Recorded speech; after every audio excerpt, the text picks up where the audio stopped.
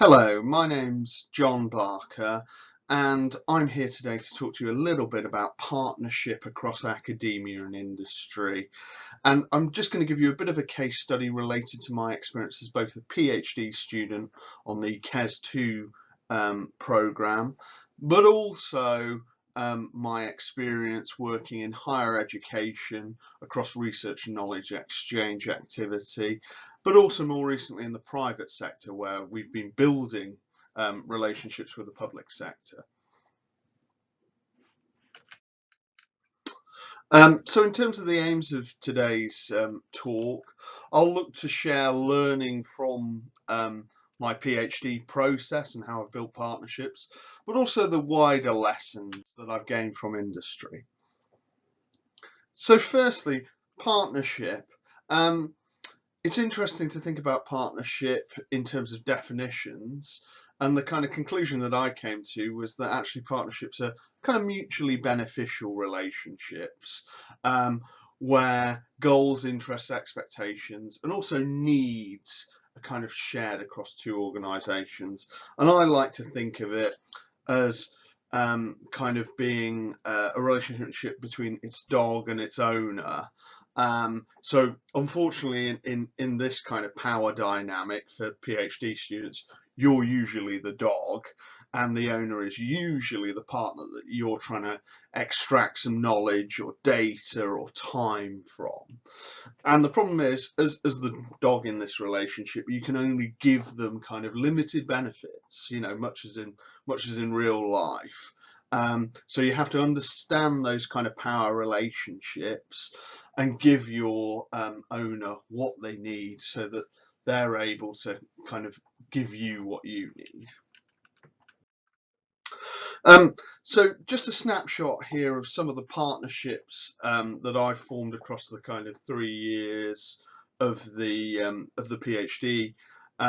So obviously we've got some big names on there, but I think the two crucial partners for any KESS 2 PhD student are obviously the university, in my case Cardiff Metropolitan University, and our industrial partner Simply Do Ideas, and keeping that relationship between both those two organisations ticking along and flowing is crucial to the success of the PhD.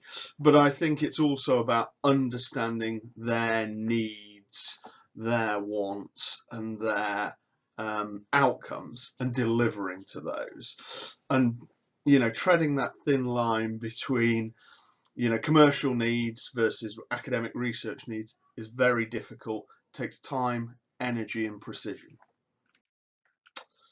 So in terms of the benefits of some of the partnerships that I've been lucky enough to form during this time, I mean, I've obviously enhanced my CV.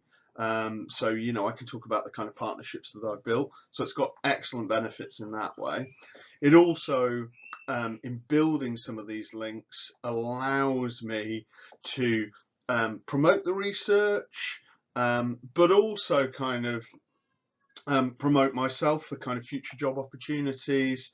It illustrates that I'm in the market and I can offer something for an organisation. And I think off the back of that, the other thing that these kind of relationships can generate for both organisations, if at all possible, is money. As a commercial organisation, you're going to need some kind of financial return. So actually, if partnerships can then become collaborative working, whether that's R&D or whether that's just more simpler forms of knowledge exchange and contracting, that's fantastic.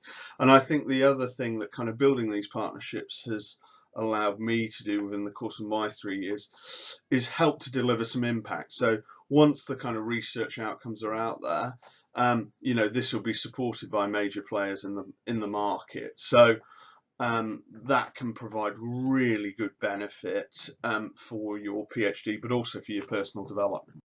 So the challenges of partnership working are around kind of meeting those needs and expectations of each side of the relationship, and kind of balancing the needs, certainly in my case, of commercial traction and necessity with kind of the rigour and the exploration of academic practice. And that can be very challenging, and getting kind of both sides of the equation to understand that tension is very difficult. And to some extent, how I approach it is to, you know, understand each partner's expectations and then look to deliver those in different ways, potentially using different language, but ensuring that the work that you are conducting is kind of streamlined and kind of taking you towards your goals. And what you're looking for is this kind of sweet spot between the needs of both organisations. And it's difficult to hit, and let's be fair, some of the time you're not going to be in that place, but that's what you should aim for. And kind of how I like to look at the kind of broader environment of external partnership building is using this kind of 4 Ps mantra: purpose, professionalism, positives, and people. And I'll just take you through each of those in turn now. So in terms of the kind of purpose of your relationship, you need to understand those motivations, your needs for building that relationship with a partner. So what are they? Do you need time? Do you need contacts? Do you need referrals? What do you actually want to get out of the engagement with a partner? And then on the other side of that, you need to try and understand the partner's needs and motivations. So actually, what do they want? What are their strategic goals? How can your work potentially fit within that? And that comes to kind of how you actually explore that organisation. And what I try to do is do some desk-based research. So actually really get a feeling for the organisation. People appreciate that when you speak to them, but also you get a feel for that strategic intent on where they're going, what their news is, and on where you can kind of tie into those kind of motivational hooks. Obviously a great thing to do is check out their social media and websites, trawl those, but also don't be afraid when you speak to them to illustrate that knowledge, because they'll appreciate that. They'll understand that you've taken the time, effort and energy to actually go away and do some research and that you're interested in them, and that helps build that relationship. Next, I think it's key when kind of looking at building external relationships, especially from cold where you've got no direct links in, to be hugely professional. Professionalism is what the market expects. So the way that I've approached kind of my research engagement, so getting commercial organisations to talk to me as part of my research, is to kind of treat it a little bit like a professional communications strategy, so a marketing campaign. And I've used that kind of build, measure, test, or build, measure, learn model to help me kind of drive the communication so that I'm getting the outputs that I want in terms of actually people engaging with my research. So I haven't been afraid to draft stuff and send it on and get people to sense check it before it goes out to a broader market. I think it's also key, and certainly when you're getting down to things like semi-structured interviewing, qualitative interviewing, that you're thinking about the vocabulary that you're using and how different organisations will respond to that. What is kind of easily understood terminology in an academic field isn't necessarily one in a professional field, and when you break that down into sectors, that picture becomes even more complex. I also kind of take this professional approach to face-to-face or virtual meetings.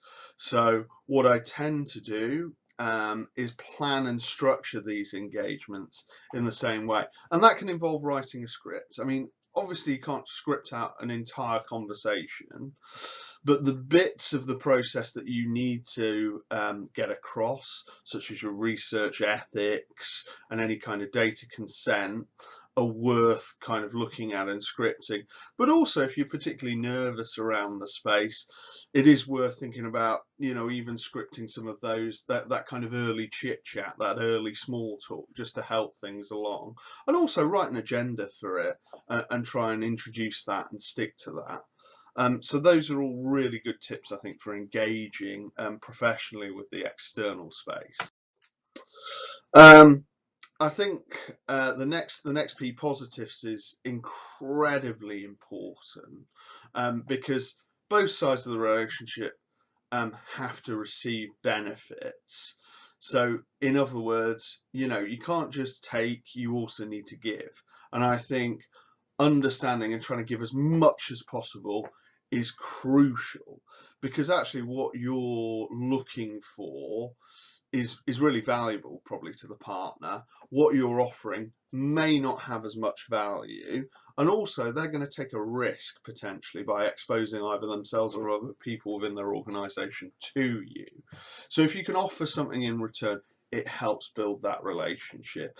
And I would always suggest that that comes from an authentic place where you're interested in people and you want to help them.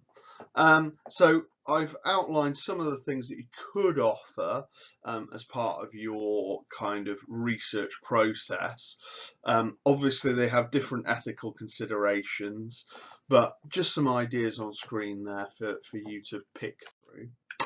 And kind of lastly, the most crucial part of any relationship with an external partner is the people.